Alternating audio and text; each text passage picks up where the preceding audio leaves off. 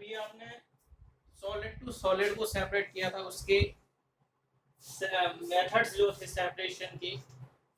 उसके बाद अब हम जो रीड करेंगे, जो समझेंगे, वो है सॉलिड को लिक्विड से कैसे सेपरेट करेंगे। लिखा हुआ है सॉलिड लिक्विड मिक्सचर, मतलब जो सॉलिड और लिक्विड का मिक्सचर होता है उससे, उस मिक्सचर से हम देखें तो सॉलिड पार्टिकल्स को लिक्विड से किस तरह से सेपरेट करेंगे, वो इस टॉपिक में हमें समझना है।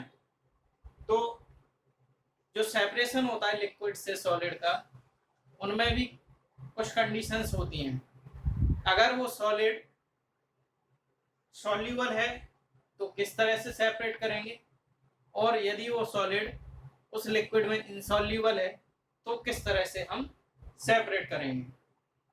तो सबसे पहले इस सेपरेशन की मेथड्स को समझने से पहले हमें ये पता होना चाहिए कि सॉल्यूशन क्या होता है। What is solution? तो mixture of solvent and solute. Mostly हमारा जो सॉल्यूशन होता है वो सॉल्यूट और सॉल्वेंट का मिक्सचर होता है, जिसे हम सॉल्यूशन बोलते हैं। अब ये तो पता चल गया कि सॉल्यूशन सॉल्वेंट और सॉल्यूट का मिक्सचर होता है, लेकिन अब हमें सॉल्यूट और सॉल्वेंट के बारे में पता करना है कि सॉल्यूट क्या होता है और सॉल्वेंट क्या होता है। जैसे ये लिखा है सॉल्यूट, ये लिखा हुआ है सॉल्वेंट। सॉल्यूट और सॉल्वेंट क्या होते हैं? तो सबसे पहले सॉल्वेंट देखें तो liquid which dissolves the substance. Solvent क्या होते हैं? ऐसे लिक्विड होते हैं वो किसी भी सब्सटेंस को डिसॉल्व कर लेते हैं, मतलब घोल देते हैं, वो हमारे सॉल्वेंट कहलाते हैं। सॉल्वेंट में मोस्टली आप देखेंगे ऐसी लिक्विड, जैसे कि पानी को हम लें तो पानी में आप शक्कर को घोल सकते हैं, नमक को घोल सकते हैं, तो वो हमारा क्या हो गया? सॉल्वेंट हो गया। मतलब ऐसा लिक्विड जिसमें हम कोई दूसरी सब्सटेंस को डिसॉल्व कर सकें, घोल सकें, तो वो हमारा सॉल्वेंट कहलाता है। अगला जो है वो है सॉल्यूट। सॉल्यूट क्या होते हैं? तो सॉल्यूट की बात करें तो substance which dissolves in liquid, मतलब जो हमारे पास लिक्विड है उसमें जो सब्सटेंस हम घोलना चाह रहे हैं तो वो सब्सटेंस उसमें घुल रही है, तो वो हमारा सॉल्यूट कहलाता है। इसीलिए लिखा हुआ है substance which dissolved in liquid, मतलब वह सब्सटेंस जो लिक्विड में घुल जाए वो हमारा सॉल्यूट कहलाता है। अगर हम बात करें कि सेपरेशन अब हम किस तरह से करेंगे कि सॉलिड और लिक्विड का मिक्सचर तो हो गया, मिक्सचर बन गया, सॉल्यूशन बन गया, लेकिन अब हमें उन्हें अलग अलग करना है, तो हम किस तरह से उनको अलग अलग करेंगे। तो कुछ मेथड्स जो यहाँ पर लिखे हुए हैं वो किस बेसिस पे लिखे हैं कि वो सॉलिड्स इनसॉल्यूबल हैं, उन लिक्विड के अंदर वो कैसे हैं?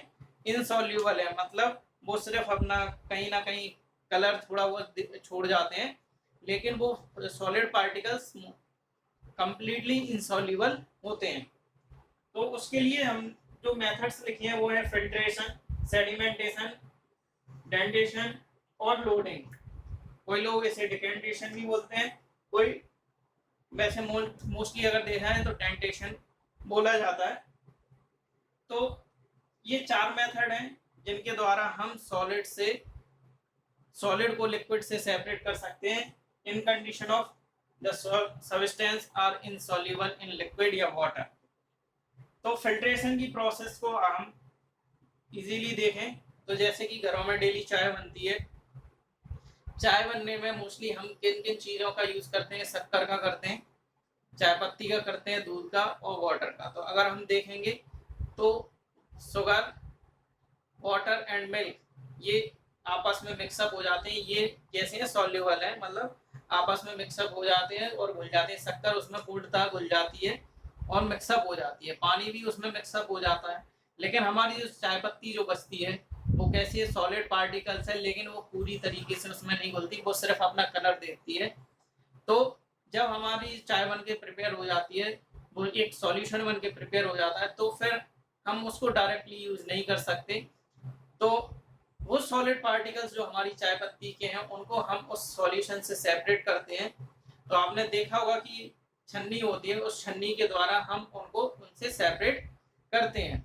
तो हमारा जो सॉल्यूशन में जो सॉलिड पार्टिकल्स थे जो इनसॉल्यूबल थे वो छन्नी में रह जाते हैं और बाकी का जो सॉल्यूशन तैयार हुआ था वो सेपरेट उससे हो जाता है। वो हम उसको चाहे कप में ले सकते हैं, ग्लास में ले सकते हैं।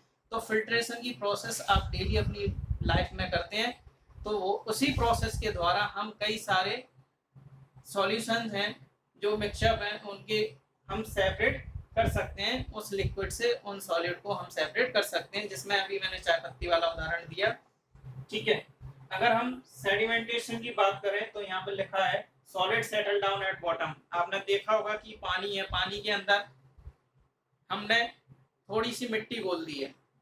अब उस मिट्टी को हमें उस पानी से अलग करना है, या हमारे नलों में पानी आता है घर पर, उसमें आपने देखा होगा कि कई सारी इम्प्योरिटीज घुल के आ जाती हैं, जैसे कि मिट्टी वगैरह घुल के आ जाती है। तो अब हमें उसे अलग करना है। तो आप क्या करते हैं, कंटेनर लेते हैं, उस कंटेनर में उस पानी को भर के रख देते हैं। थोड़ी देर बाद आपने देखा होगा कि जो भी इम्प्योरिटीज होती हैं, जो मिट्टी होती है, वो नीचे सेटल डाउन हो जाती है, मतलब सेटल डाउन एट बॉटम, नीचे की तरफ सेटल डाउन हो जाती है, और जो हमारा पानी होता है वो ऊपर रहता है। तो जिसे आप बोलते हैं, आम तौर पर देखा जाए तो आम बोलचाल में उसे बोलते हैं पानी छनके आ जाना।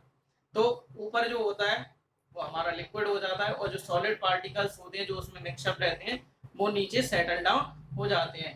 तो ये प्रोसेस हमारी सेडिमेंटेशन कहलाती है। और जो बॉटम में हमारा जो मिक्सअप में हुआ जो मटेरियल रहता है, जो सेटल डाउन होता है नीचे कंटेनर में, उसे हम बोलते हैं सेडिमेंट।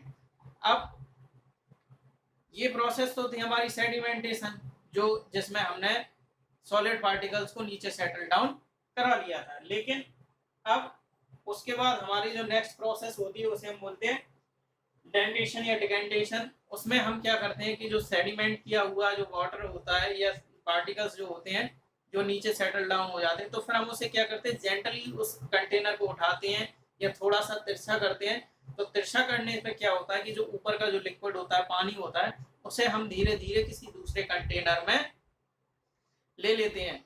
तो इस प्रोसेस में हम ये वर्क करते हैं, और उसके द्वारा जो ऊपर का जो पानी होता है हम दूसरे कंटेनर में उसको कलेक्ट कर लेते हैं। और फिर उसको हम अगली स्टेप जो करते हैं वो होती है हमारी लोडिंग। लोडिंग में मेनली क्या होता है कि जो सेडिमेंट किया हुआ जो सॉल्यूशन था, उसमें जो पानी निकला था, उस पानी को हमने, या लिक्विड को जो भी हमने सेपरेट किया था, उस सेपरेट किए हुए लिक्विड को जिस कंटेनर में हमने लिया था उसमें हम थोड़े से केमिकल सब्सटेंसेस ऐड करते हैं। जिस केमिकल सब्सटेंसेस को हम ऐड करते हैं जिसके द्वारा वो प्यूरिफाई हो जाए, उसे हम लोडिंग कहते हैं। उन सब्सटेंसेस में आप देखें तो एक तरह से एक मोस्ट छोटा सा एग्जांपल देखें तो एलम, जैसे हम फिटकरी बोलते हैं, तो हम उसको पानी में बोलते हैं। तो कहीं ना कहीं जो हमारी जो बची हुई इम्प्योरिटीज होती है वो भी और तरीके से सेटल डाउन हो जाती हैं। अब हमारा जो इसी में है, ये तो सॉलिड जो इनसॉल्युबल थे उनको हमने सेपरेट किया था। अब वो आएगा जो हमारे सॉलिड वाटर में या लिक्विड में सॉल्युबल थे, उनको हम सेपरेट कैसे करते हैं वो हम यहाँ पे बता रहे हैं।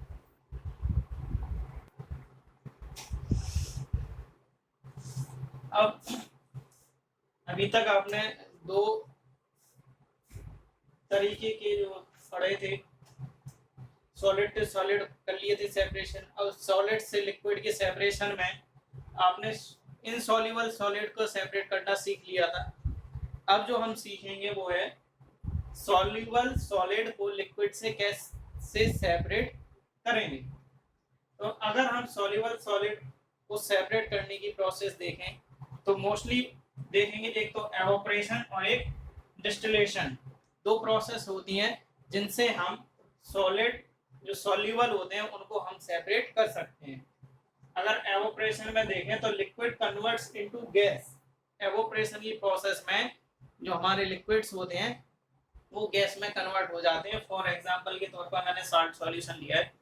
साल्ट सॉल्यूशन अगर आप देखें क्यों लिया गया है, पानी में अगर हमने साल्ट को मिक्सअप किया तो वो कैसा सॉल्यूशन हो गया, सॉल्टी सॉल्यूशन हो गया, साल्ट सॉल्यूशन कहलाएगा। अब हमें वो सॉल्ट सॉल्यूशन में देखें तो सॉल्ट को सेपरेट करना है और वाटर को अलग करना है। तो वहां पर हम जो प्रोसेस को फॉलो करेंगे वो हमारी एवोपरेशन प्रोसेस कहलाएगी। उस प्रोसेस में अगर हम देखें तो मोस्टली सॉल्टी सॉल्यूशन को हम सनलाइट में रखेंगे और जैसे ही हम सनलाइट में रखेंगे तो क्या होगा कि वहां पर जो हमारा वाटर है वो एवोपरेट होगा, मतलब गैस के रूप में कन्वर्ट होकर के एटमॉस्फेयर में निकल जाएगा, और जो हमारे सॉल्ट के क्रिस्टल्स बचेंगे वो उस कंटेनर में रिमेन रह जाएंगे, मतलब वहां पर रह जाएंगे। तो इस तरह से हम एवोपरेशन के द्वारा हम सॉल्युबल सॉलिड्स को लिक्विड से सेपरेट कर सकते हैं। अगला जो पॉइंट है वो हमारा डिस्टिलेशन। डिस्टिलेशन में की जो प्रोसेस होती है उसमें एवोपरेशन एंड कंडेंसेशन दोनों ही प्रोसेस साइड बाय साइड चलती रहती हैं। अभी एवोपरेशन तो मैंने समझाया था, लेकिन एक नया वर्ड आया कंडेंसेशन, वो आप सोच रहे होंगे ये क्या चीज है। तो ये दोनों जो प्रोसेस हैं एवोपरेशन और कंडेंसेशन की दोनों डिस्टिलेशन प्रोसेस में साइड बाय साइड चलती रहती हैं, और जिसके द्वारा हम कुछ लिक्विड्स को सॉलिड से सेपरेट कर सकते हैं। अब जो कंडेंसेशन वर्ड आया है उसको अभी हम आगे एक्सप्लेन करेंगे और आप उसको अच्छी तरीके से समझना भी। तो ये दो तरीके के मिक्सचर्स जो थे उनको हमने सेपरेट करने का तरीका समझ लिया है। नेक्स्ट जो है वो है लिक्विड से लिक्विड को सेपरेट किस तरह से करेंगे। मतलब दो लिक्विड हैं और वो आपस में मिक्सअप हैं, तो उन लिक्विड्स को हम किस तरह से सेपरेट करेंगे, किस तरह से हम अलग करेंगे। तो लिक्विड भी हमारे दो तरीके के होते हैं, एक तो इमिजिबल और दूसरा मिजिबल।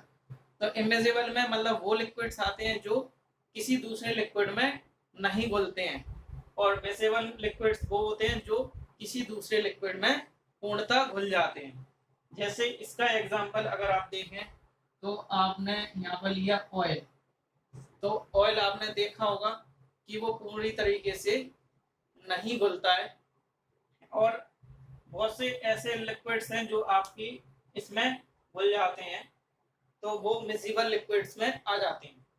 अब इमिजिबल लिक्विड्स को हम किस मेथड से सेपरेट करेंगे, तो वो होता है हमारा फनल मेथड कहलाता है। फनल मेथड में क्या होता है, जो हमारे रिक्वायर्ड इंस्ट्रूमेंट्स होते हैं उनको अगर हम देखें तो एक तो ऑयल, वाटर, ठीक है, दूसरा रहेगा बीकर, स्टैंड और सेपरेटिंग फनल। अगर हम इन इंस्ट्रूमेंट्स को लेकर के हम अपना जो इमिजिबल लिक्विड्स का मिक्सचर है उसे हम सेपरेट कर सकते हैं। मोस्टली इस प्रोसेस में क्या होता है कि जो भी हमारा ऑयल और वाटर का मिक्सचर जो होता है उसे हम उस बीकर में फिल करते हैं, और फिल करने के बाद जो फनल होता है फनल में डालते हैं। फनल के नीचे एक जो टैप लगा रहता है, मतलब उसे जैसे आप नल बोल सकते हैं, जैसे घुमाते हैं, तो जैसे ही हम उस फनल में वो मिक्सअप डालेंगे, और मिक्सअप डालने के बाद जो हमारा जो टैप होता है उसे हम जेंटली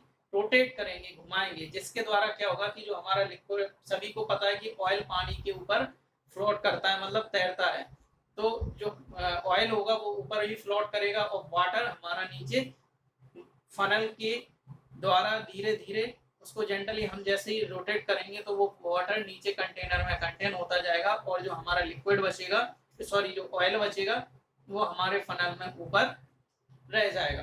तो इस तरह से हम इमिजिबल लिक्विड्स को सेपरेट कर सकते हैं। अब बात आती है कंडेंसेशन की। जो मिजिबल लिक्विड्स होते हैं अगर हम उसकी बात करें तो इसमें जो प्रोसेस जो मेन होती है उसमें जैसे कि हमने एवोपरेट कर लिया था, एवोपरेट में क्या होता है कि लिक्विड गैस में कन्वर्ट हो जाती है, लेकिन यहाँ पर उसका उल्टा होता है। यहाँ पे क्या होता है कि जो हमारा गैसेस फॉर्म है वो लिक्विड फॉर्म में चेंज होता है।